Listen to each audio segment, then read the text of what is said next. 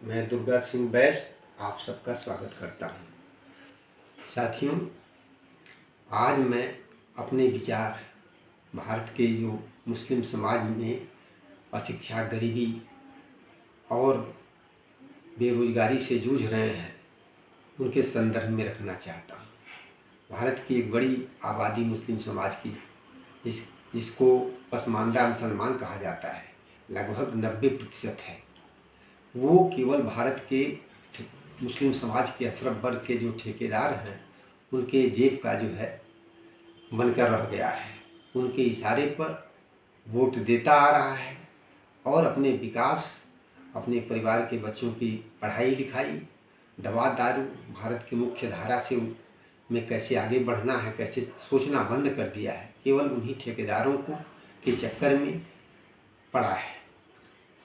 अपने बच्चों को उनके कहने पर पढ़ाई के लिए सरकारी स्कूलों में नहीं भेज रहा है, मदरसों में भेज रहा है। फिर भी मैं पसमानदा मुसलमानों को दोष नहीं देता हूँ। उनको इस तरह से गुमराह किया जाता है।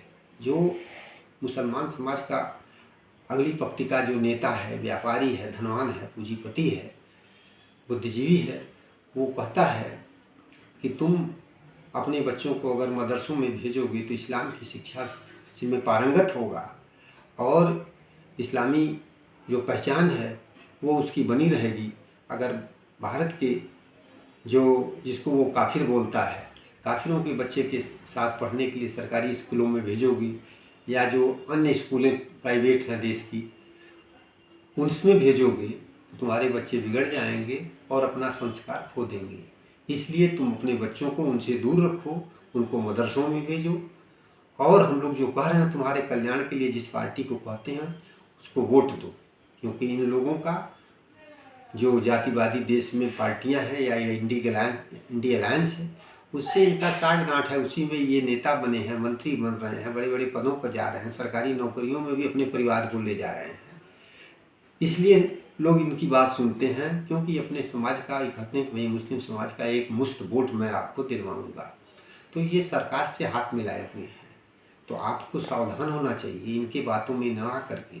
आपकी एक बहुत बड़ी संख्या है जो आप काफ़ी मुख्य धारा से कमज़ोर होते जा रहे हैं। यही लोग कहते हैं कि मुसलमान अभी तक जो आगे नहीं बढ़ पा रहा है, उसके लिए क्या हुआ? तो इसके लिए कौन जिम्मेदार है? यही आपके जो ठेकेदार हैं, यही जिम्मेदार हैं जो आपको गिरवी रख रहे हैं, आपके अपने फ़ायदे के लिए सरकारों के पास जो आपके वोट को दिलवा रहे हैं और आपसे कहते हैं कि अगर जो राष्ट्रवादी अपने को कहने वाली पार्टी भाजपा है उसकी सरकार अगर बराबर बनी रहेगी तो तुम्हारे लिए खतरा है, इस्लाम के लिए खतरा है।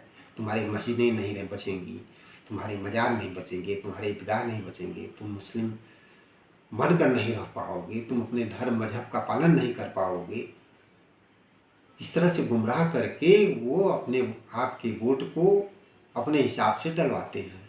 और आपने एक बार भी नहीं सोचा कि 10 वर्षों से भारत में मोदी जी की नेतृत्व में एनडीए की सरकार चल रही है, उन्होंने आपका क्या नुकसान किया? उन्होंने तो आपके लिए प्रधानमंत्री आवास दिया, आपको कनेक्शन दिया, गैस कनेक्शन दिया, बिजली का कनेक्शन दिया, जल का नल से जो है घर घर जल का सप्लाई किया, शौचालय दिया, आयुष्मान कार्ड दिया और आपके लिए ऐसी राशन फ्री में राशन दिया। क्या आपको कहीं लगा कि आपके साथ भेदभाव हो रहा है? ये तो आपको सोचना चाहिए कि मेरे साथ क्या भेदभाव हो रहा है। यदि आपके साथ भेदभाव आपको लगता है कि नहीं हो रहा है तो फिर भी आप जो है क्यों गुमराह हो रहे हैं?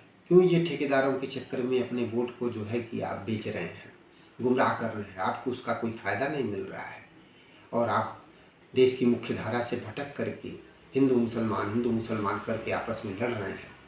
कहीं आपको वो पत्थरबाजी के लिए उकसा रहे हैं, कहीं आपको लिए दंगे के लिए उकसा रहे हैं। क्यों?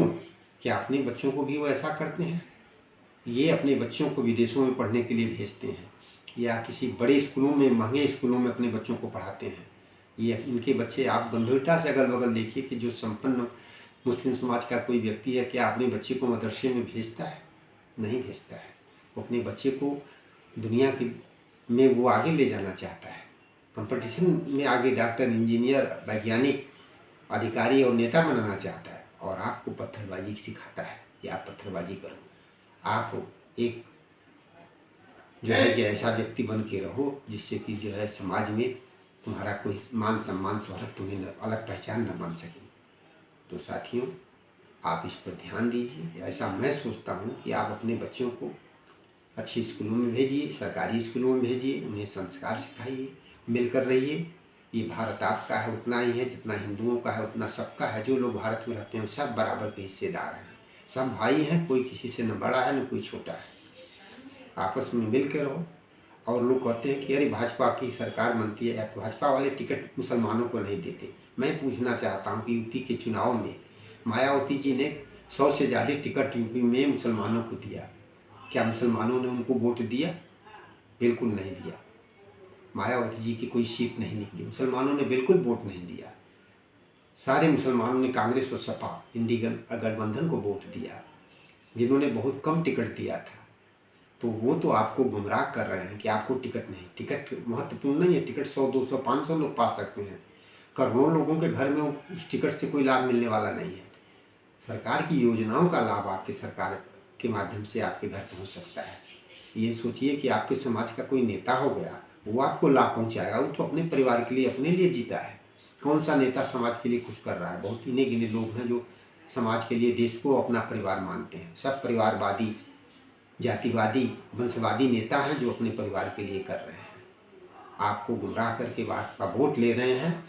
इसलिए पसमानदा मुसलमानों को खासकर मैं निवेदन करना चाहूँगा कि आप अपनी आने वाली पीढ़ी के उज्जवल भविष्य के लिए एक मजबूत नींव दीजिए और इस देश में आपका मान सम्मान और आपकी पहचान बने। इन्हीं बातों पर मैं जो है आज अपना विचार रखा। ये मेरे विचार हैं, मैंने जो सोचा था, देखा है, जो देख रहा हूँ उस पर ही अपने विचार रखा हूँ। और हो सकता है कि मेरी बातें सही नहीं हों, तो आप क्या सोचते हैं? आप अपने विचार बताएं।